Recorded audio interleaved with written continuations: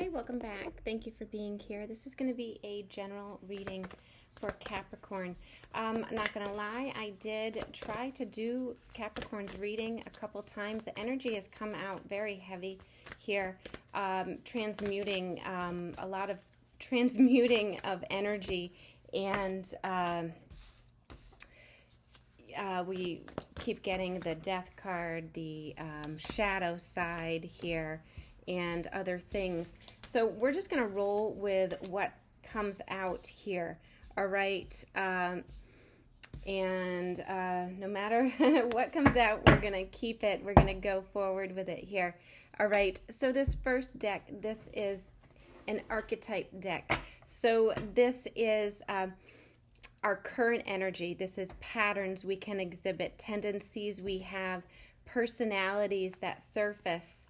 All right, these cards contain both light and dark aspects. All right, light and shadow side. So they're very complex. They can be potential energies that we might feel as well. We do have the death card coming out. Again, this particular deck I only read in the upright. This is almost like a tarot, regular tarot deck, although some of the cards are a little bit different, but we'll get into that here. And then we'll clarify with some regular tarot as well. All right. So we will pull all these cards before we clarify, but I do want to mention, if anything ever upsets you, or, you don't like the reading or how it's going, don't get upset. Just click off, right?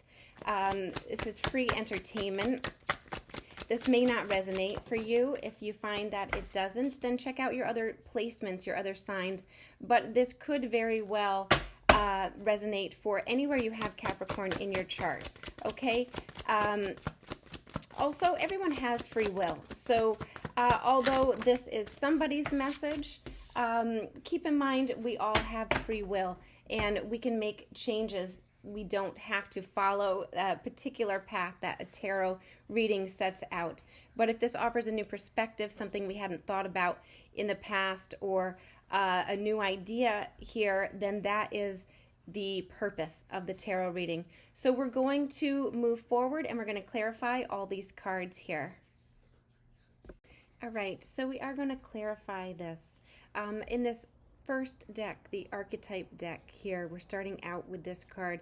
This literally does mean death. A lot of times we oversimplify the death card in tarot and sum it up as just a transformation, but really it can't easily be contained within that word. Death is ongoing, it's eternal. It is the response to the gift of birth or life. And witnessing the ending of another being, a creature, a phase, or stage in our life really does affect us deeply and differently for each of us. We're forever changed by death when it comes, okay, in whatever form.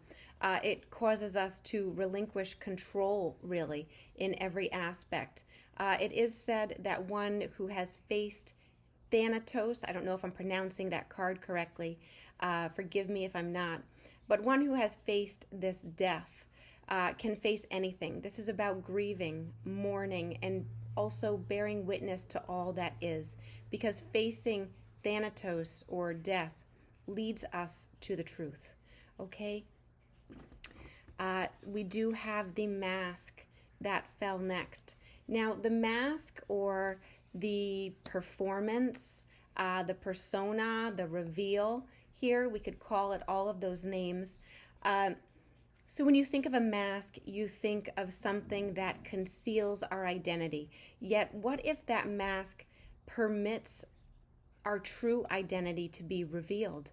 Okay, so when this card comes out in a reading, take a look at the side of you that is seeking expression, but perhaps has not been displayed for others. You're taking part in the expanding of yourself right now. There could be mischief or deception around, of course, with this mask card. Others may be trying on masks too. No one is sure of who is who, okay?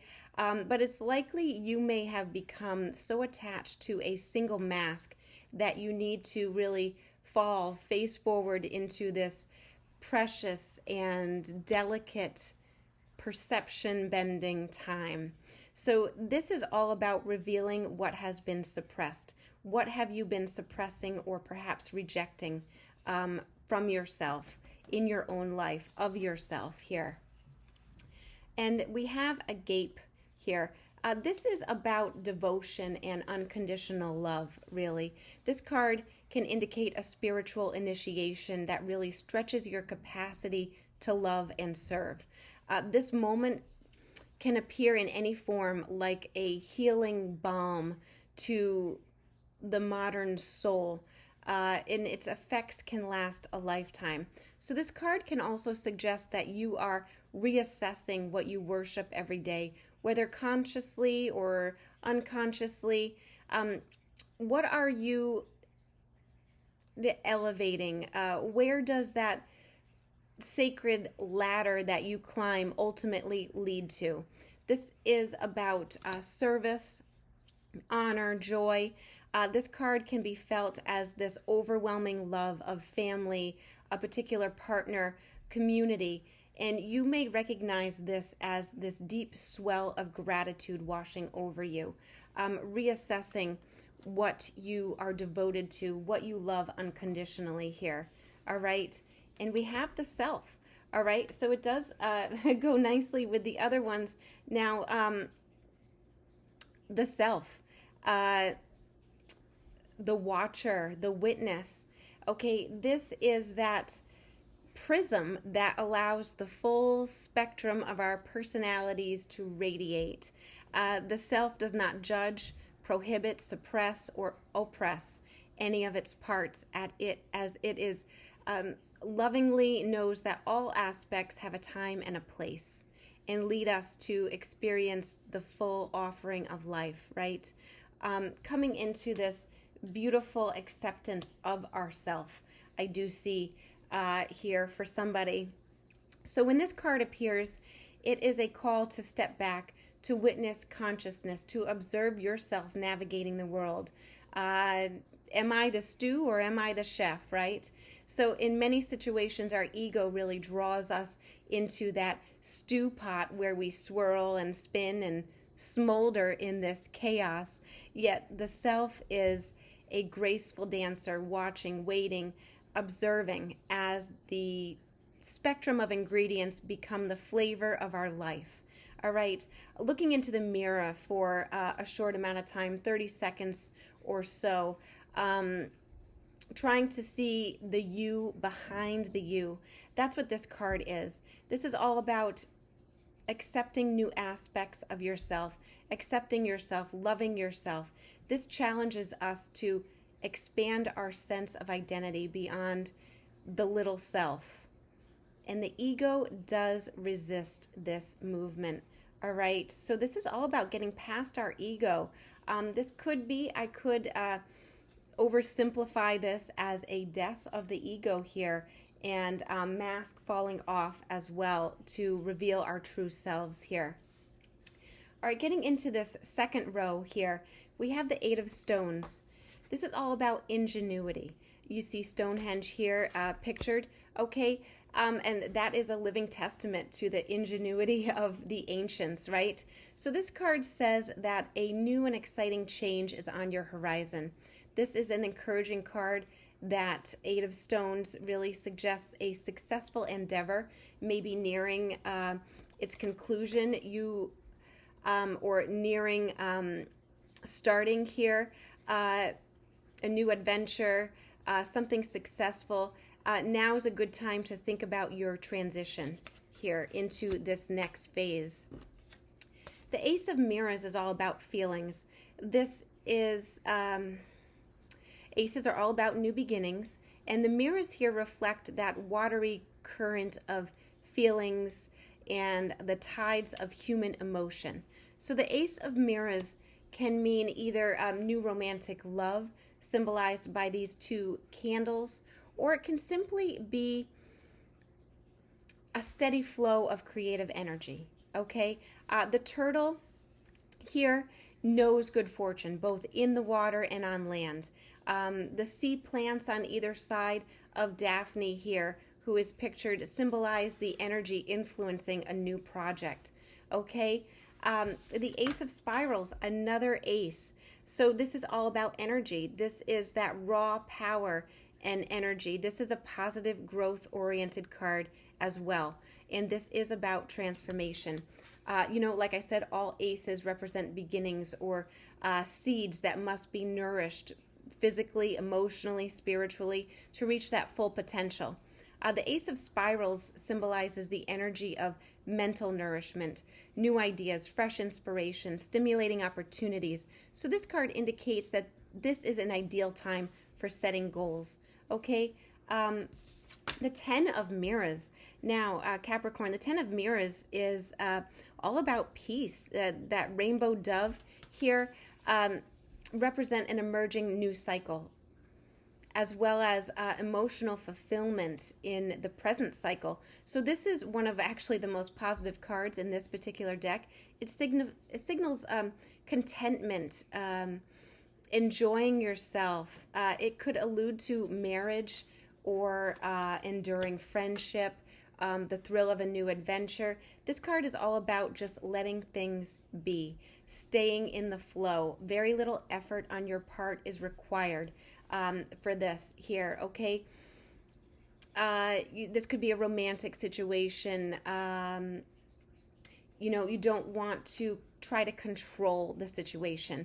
The Ten of Mirrors indicates you've attained a significant goal and are well prepared when opportunity knocks. This is success after difficulty here.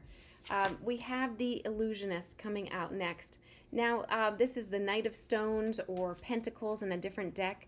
So the Illusionist is a youthful, exuberant person, perhaps an indigo child. If you're not familiar with that term, feel free to look that up. Right?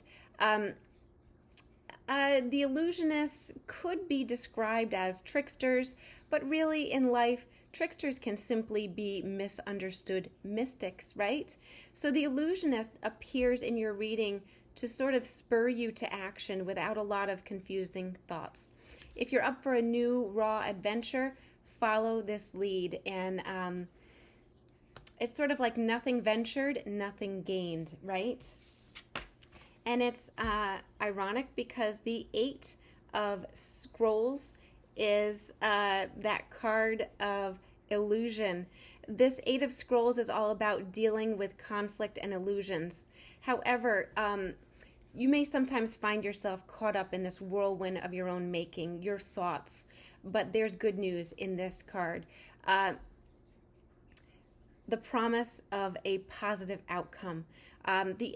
The Ace of Scrolls, asks you to be introspective, all right? To rid yourself of any self-serving illusions, to reframe these issues, visualize positive creative outcomes. This card simply says, stop worrying, consider seeking out others' advice if you need it. But are you worrying too much here about some adventure, some beginning here, okay? So we're going to jump right in. Let's see if we can get any information here. But wow, Capricorn, this is a big transition. And I am oversimplifying that death card as a transition. Now, there could have been an actual death that you had been dealing with, especially with that card coming out, sort of finding yourself again as well here, okay? So I do want to state that as well. We have the Ten of Wands falling sideways. Somebody is simplifying their life. That Ten of Wands is all about burdens, stresses, struggles here, all right? Wow, we have the Nine of Pentacles in reverse. The Nine of Pentacles in the upright is a very single and abundant energy. In reverse, it would lead me to say that somebody is ready to not be single any longer. I need to get another card out with that. The Knight of Swords, taking action. Oh, and the Page of Cups. Oh, wow. Okay, so Capricorn, what I am reading here is with that Ten of Wands falling sideways, the Nine of Pentacles in reverse, Knight of Swords in the upright, Page of Cups in the upright. So what this tells me is we're simplifying our life because we're ready to possibly bring somebody new into our life. We're sort of wrapping up loose ends. There have been stresses. It's been a difficult, long journey for sure. Feeling like, I want to say, like in a circus almost, having to be flexible and contort ourselves in many different ways to please many people here. Take that if it resonates here. It's sort of like, I don't know why tap dancing has come to mind. I'm not sure, but that could be for somebody. Maybe tapping, dancing, I don't know. But either way, we have the Knight of Swords with the Page of Cups. So the Knight of Swords, that is about taking action, being brave, moving forward. It can also mean communication as well. And the Page of Cups. So this is time to enjoy life's pleasures. The Page of Cups can say expect the unexpected, but mostly this is about dreams, impulses, wild creative bursts, a wave of emotion that suddenly shifts our perspective. And we may be shifting our perspective about not being alone, not being single here. That could be for somebody. Shifting our perspective. We have aces here as well. Could be a new romantic relationship on the horizon here. Okay, if you are looking for one, this certainly could be one. All right, the Page of Cups can also indicate an apology as well, but I'm feeling more like an instant connection, being swept off your feet, perhaps meeting somebody in an unusual way. Or perhaps this is just inviting you to be a dreamer, to believe in magic in your life here. Okay, continuing on here. Wow. The Queen of Pentacles coming out with the King of Pentacles. I couldn't even make that up if I tried. This is about a relationship, Capricorn. The Queen of Pentacles is very loving, nurturing, generous. This would be somebody that keeps comfort in the home, somebody very generous with their time, somebody very resourceful, very practical, very maternal, very trustworthy. The King of Pentacles would indicate somebody very successful, hardworking, reliable, knowledgeable, skilled, disciplined, dedicated, right? And this is, aside from the card characteristics, this is a divine match, okay? Both coming out. So I can't read this reading any other way. This is about a relationship, being open to a new relationship, perhaps simplifying our life so that we can welcome in a new relationship, accepting ourselves here, loving ourselves so that we can give love back, right? I can't read this any other way. So if you are not looking for a new relationship, aren't manifesting one currently, this reading most likely is not for you, okay? Anything else here?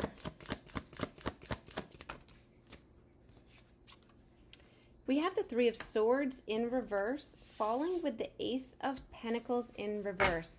Wow, there has been some heartbreak here. Okay, first this card did fall first. The Ace of Pentacles in reverse. Now, in reverse, we can, all right, this can mean a couple things here. This could be greed. This could be materialistic thinking, unwise investments, being selfish, perhaps some financial mismanagement. or gambling. I'm not calling anybody out, but that is what the card would indicate here. Okay, we do not have prosperity right now, or maybe good luck, or something is not growing right now here, or maybe it didn't in the past. Maybe we made some unwise investments, or we had an unhealthy balance between with money. Okay, take it if it resonates here. Might not resonate for everybody, but it did fall out with this Three of Swords in reverse. So what this would tell me is we are healing from this. The Three of Swords in the upright would be heartbreak, grief. Something did not turn out as expected, and it hurt. It was difficult to accept, and we needed to heal. When that falls out in the reverse, we're healing this. Wherever we didn't have a new beginning, wherever we didn't have happiness and contentment, prosperity, opportunities coming in, good fortune, stability, abundance, we're healing from maybe mistakes we made in the past, maybe investments we made, maybe a relationship that didn't move forward here. All right, we're healing. And in fact, with that Three of Swords in reverse, we have healed. We have healed that past. I'll just call it a mistake, but it could be different for everybody. It could just be something that did not turn out the way we had hoped or imagined here. All right.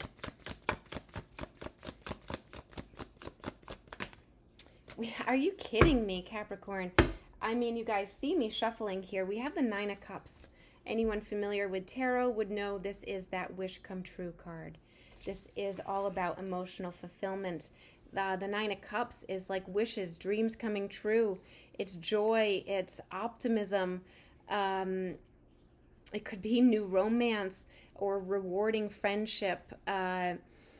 Waiting for love is over. I just want to say it's easily connecting with others. It's good health, success in projects. Okay, this is really, really beautiful. And the only way we are able to manifest this is because we've healed. We've healed whatever bad investment, and it doesn't even have to be financial here.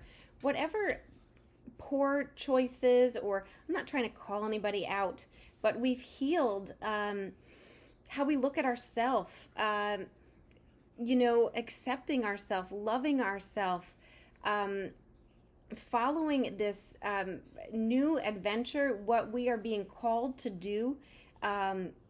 Any past mistakes here, any fear of relationship or commitment, fear of anything. I mean, we are welcoming this. I feel like somebody is on the brink to just be so overwhelmed by the good coming into their life because they've worked on themselves. They've accepted themselves. They've gotten past fear, anxiety here. This is really, really beautiful reading so far. All right. Let's keep going here and see if we can get some more information.